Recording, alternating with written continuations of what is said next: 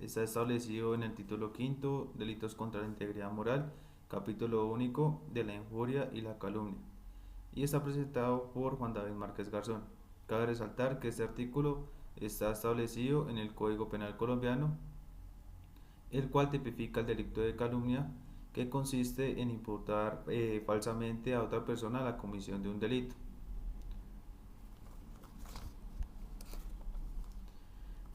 Artículo 221. Calumnia.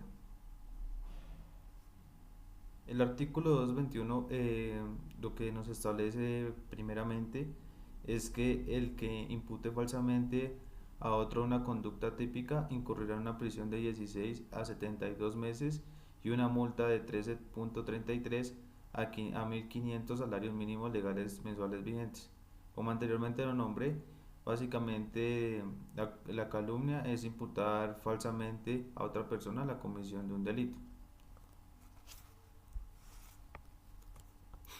Bueno, su clasificación. Su clasificación depende de 5 factores, los cuales el primero es el objetivo. El objetivo se basa en la acción de acusar a alguien falsamente. Un ejemplo de esto es decir públicamente que una persona robó un dinero sin tener las pruebas o cuando en realidad nunca lo realizó. El peligro. Este afecta a la integridad moral de la persona acusada.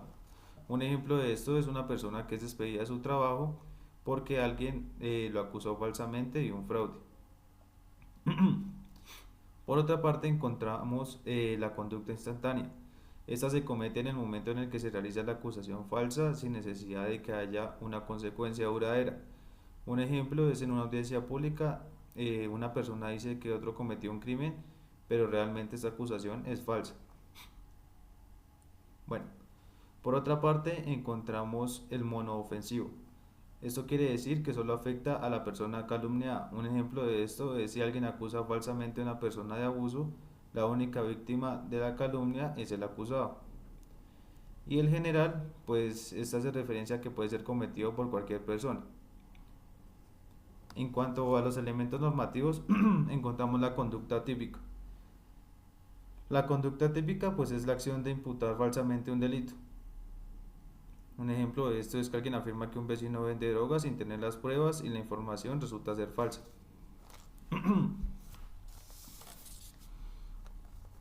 Bueno, el tipo de objetivo. El tipo de objetivo encontramos el sujeto activo y el sujeto pasivo. El sujeto activo es el determinador singular y el sujeto pasivo es el indeterminador y titular del derecho a la integridad moral amenazada. En cuanto al sujeto activo, pues básicamente lo que hace referencia es a que cualquier persona puede ser el autor del delito. Y en cuanto al sujeto pasivo, es la persona afectada por la calumnia.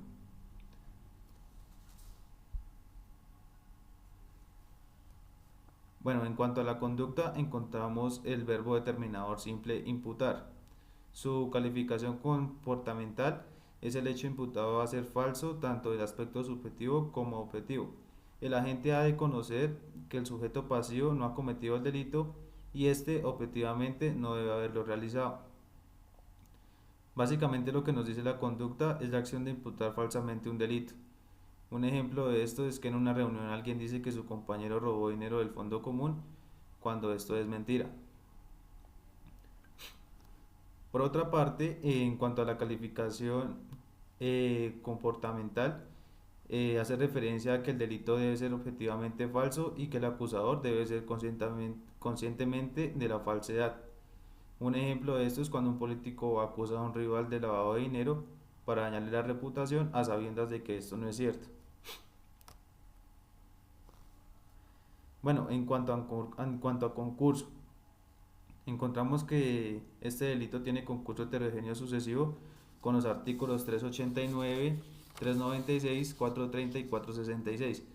El 389 hace relación al fraude de inscripción de cédulas, el 396 hace referencia a la denegación de inscripción, el 430 a la destrucción y ocultación de documentos y el 466 a la ofensa a diplomáticos según constituido en el Código Penal. Cabe resaltar que también se nombra el artículo 36, este se excluye, ya que no aplica, ya que no se aplica, lo que significa que no puede sumarse con ciertos delitos específicos. que anteriormente nombré. Por otra parte, encontramos la tentativa. Excepcionalmente se admite, lo que quiere decir es que tiene tentativa. Esto significa que si alguien intenta difundir la calumnia, pero no lo logra hacer, aún así puede ser castigado. Un ejemplo de esto es si alguien intenta publicar una noticia falsa sobre un político, pero lo detienen antes de hacerlo, pues podría incurrir en tentativa de calumnia. Por otra parte, encontramos la coparticipación. Esta también se admite determinación, lo que significa que si se induce a otro a calumniar, ambos pueden ser responsables de la acción.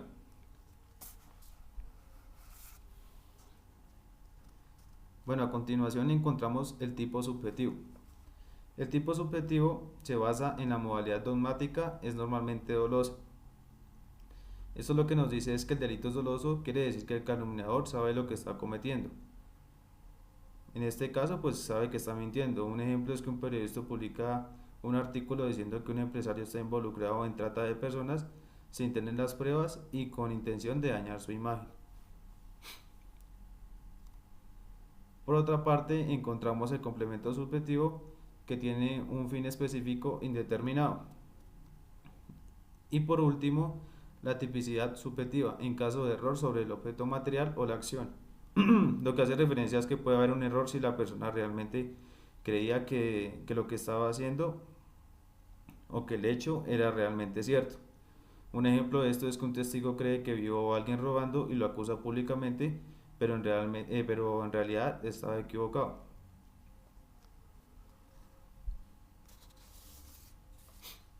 Bueno, por otra parte encontramos la antijuricidad. En cuanto a antijuricidad, nos dice que el juicio de contradicción material se considera de que hay peligro efectivo para la integridad moral en la honra del pasivo. Básicamente lo que nos dice es que se analiza si la calumnia afecta a la honra de la víctima. Un ejemplo de esto es si una persona pierde su trabajo o sufre un rechazo social, hay afectación real. Por otra parte están las causas de justificación, que pueden ser inadmisibles o admisibles. Inadmisibles, el estado de necesidad. Un ejemplo de esto es que no se puede justificar la calumnia alegando el estado de necesidad, es decir, que alguien acusó falsamente para proteger a otra persona y esta es una justificación válida para la aplicabilidad. Y la admisibilidad es que puede ser justificable si hubo un consentimiento del sujeto pasivo en el cumplimiento de un deber legal, entre otros. Un ejemplo de esto es que un abogado menciona un delito en una defensa jurídica, pero con base a pruebas, no con acusación falsa.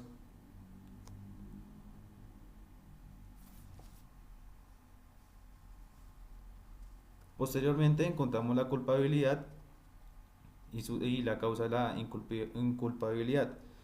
Primeramente por inegibilidad de comportamiento diferente. Lo que nos dice esto es si una persona actúa bajo miedo o coacción, pues no puede ser culpable. Por otra parte, encontramos la incapacidad de la culpabilidad, lo cual nos dice que si una persona tiene un trastorno mental, no se le puede responsabilizar penalmente. Y por último, por la falta de conocimiento de antijuricidad por error de prohibición.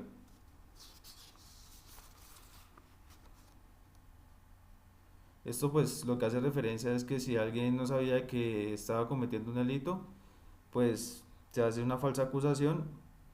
Un ejemplo de esto es que una persona dice que en las redes sociales un político cometió un delito sin verificar la información y sin saber que esto puede ser una calumnia.